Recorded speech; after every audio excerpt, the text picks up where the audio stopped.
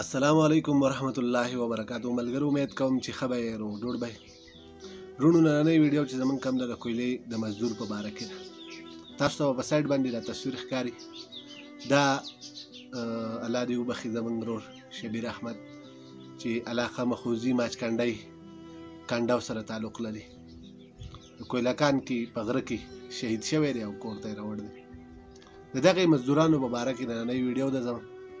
ویډیو زه به کوشش کوم چې لنډه راشي، اوږده شي، ویډیو اخره پورې وګورئ. لږه رهنمایي پکې هم زموږ وکړئ چې آیا دا موږ چې کوم څه وایو دې سره ټول متفق یې یا نه یې، او ها بل که داسې د دین باندې پوهه څوک پکې عالم یا مفتي یا زما دا اواز اوري، هغه دې هم لږه رهنمایي راکړي چې یاره دا خبرې غلطې دي زموږ یا ټیک دي، یا د کویلې مزدورۍ له چې کوم خلک د دې غځې نه روانېږي او ځي او په کویلکان کې مزدوري کوي، دا د ځان سره ظلم دی که نه دی؟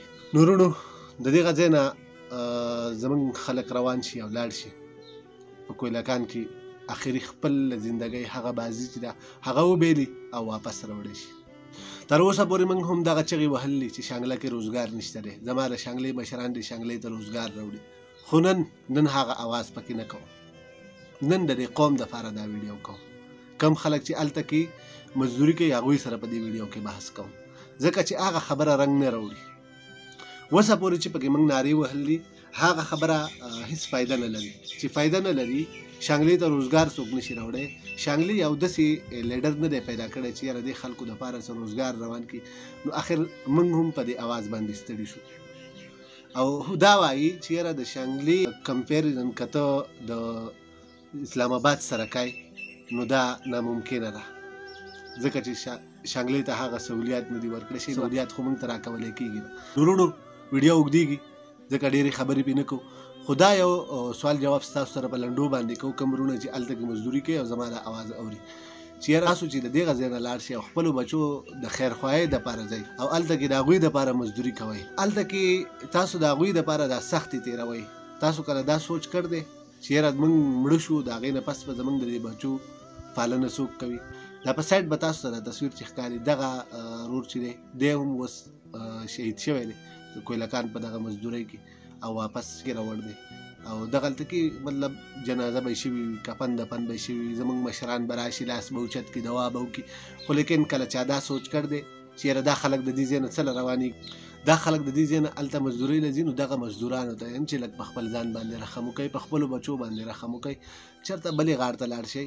خو زما په دې خبرو باندې کله خفه نه شئ، ځکه چې زه د دغې خویندو په حق کې دا سوال جواب ستاسو سره کوم. کمې خویندې چې کونډې شي، زه د هغه میندو په باره کې ستاسو سره دا خبرې کوم.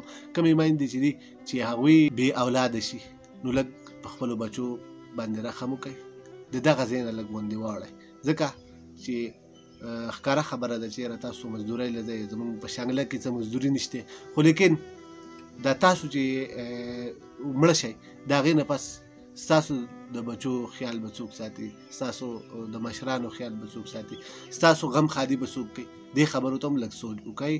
او زما په نظر زه خو درته وایم که زما په دې خبرو باندې څوک خفه کېږي د هغې نه ډېر معذرت غواړم، خو د دغې مزدورۍ نه نور واوړئ، ځکه چې دغه مزدوري هغه خلکو له کول دي کم خلک چې په بلوچستان کې پاتې کېږي.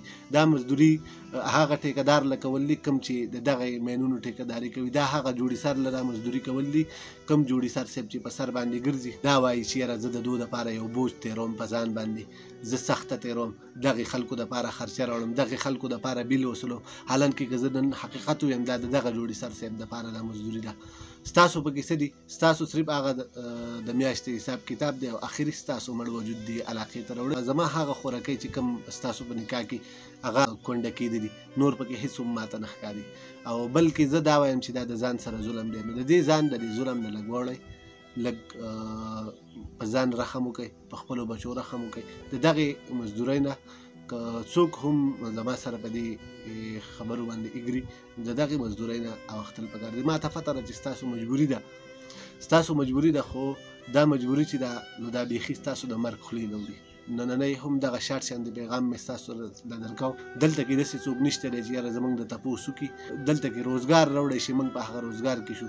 نو غوره د دې نه دا ده چې چېرته بل ځای کې ځان له نوکري وګورو، چېرته بل ځای کې مزدوري کوو، سخته تېروو، خو دغه د کویلکان د ومې ځمکې نه دغه روپۍ راویستل چې دي نو د دغې نه قلاریدل پکار دي. بس وروڼو ستاسو نه غواړم اجازت تر بلې ویډیو پورې د لوی الله په امان.